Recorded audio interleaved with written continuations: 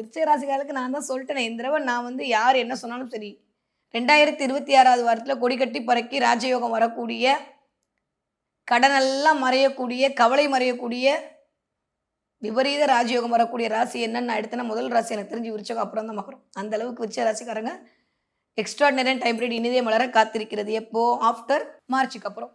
அதுவரைக்கும் கொஞ்சம் கவனத்தோடு இருக்க வேண்டிய காலகட்டம். Okay, fine.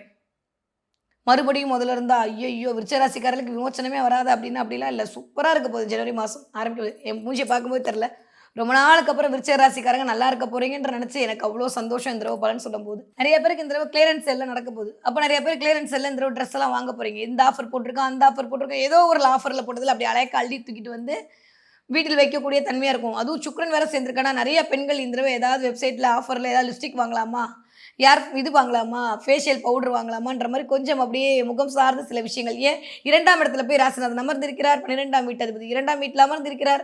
11ஆம் வீட்டதிபதி 2ஆம் வீட்ல அமர்ந்திருக்கிறார். 10ஆம் வீட்டதிபதி 2ஆம் வீட்டு என்ன சாமி பிரச்சனை விருச்சிக ராசிக்காரங்களுக்கு? இருக்கிற எல்லா ராசிய விட இந்த மாதம் ஆரம்பிக்கும்போதே ஒரு உத்வேகத்துடனும், ஒரு தைரியத்துடனும், தன்னம்பிக்கையோடனும், நல்லது நடக்கும் என்கிற நம்பிக்கையோடனும் இந்த வருடத்தை ஆரம்பிக்க வேண்டிய முதல் ராசியே நீங்க தான். நீங்க போய் இப்படிலாம் சோர்ந்து போய் உட்கார்ந்துரலாமா?